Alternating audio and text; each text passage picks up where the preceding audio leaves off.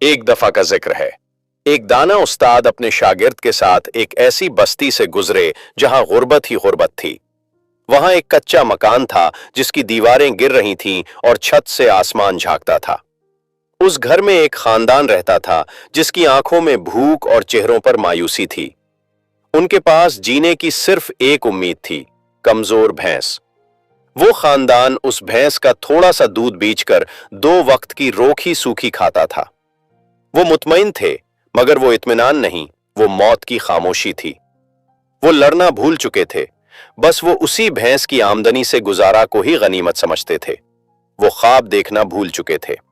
रात की तारीकी में उस्ताद ने शागिर्द की आंखों में आंखें डालकर कहा, जाओ, इस गाय को अभी उसी वक्त पहाड़ी से नीचे फेंक दो।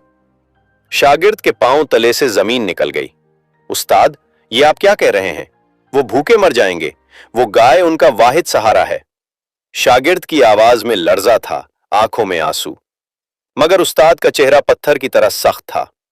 अगर उन्हें जीना है तो इस भैंस को मरना होगा। शागिर्द ने कांपते हाथों से उस भैंस की रस्सी खोली, उसे अंधेरे में पहाड़ी के दहाने पर लाया और एक जोरदार धक्का। नीचे से भैंस की चीख आई और फिर खामोशी। एक ऐसी खामोशी जिसने शागिर्द की रूह को जख्मी किया। साल गुजरते गए, मगर शागिर्द की नींदें हराम हो गईं। उसे लगता था उसने कत्ल किया है। 10 साल बाद वो तड़प कर वापस उसी गांव पहुंचा ताकि उस खानदान से माफी मांग सके। मगर वहां का मंजर देखकर उसे अपनी आंखों पर यकीन न आया। जहां वो टूटा हुआ मकान था, वहां आज एक सफेद महल खड़ा था जिसके बागों में खुशबुएं महक रही थीं। वहां से एक बारिब और अमीर शख्स निकला। शागिर्द ने कांपती आवाज में पूछा, कहां गए वो गरीब लोग? क्या वो भूख से मर गए? वो शख्स मुस्कुराया और उसकी आंखों में एक अजीब सी चमक थी। भाई, मैं ही वो बदनसीब हूं जिसे तुम गरीब समझते थे।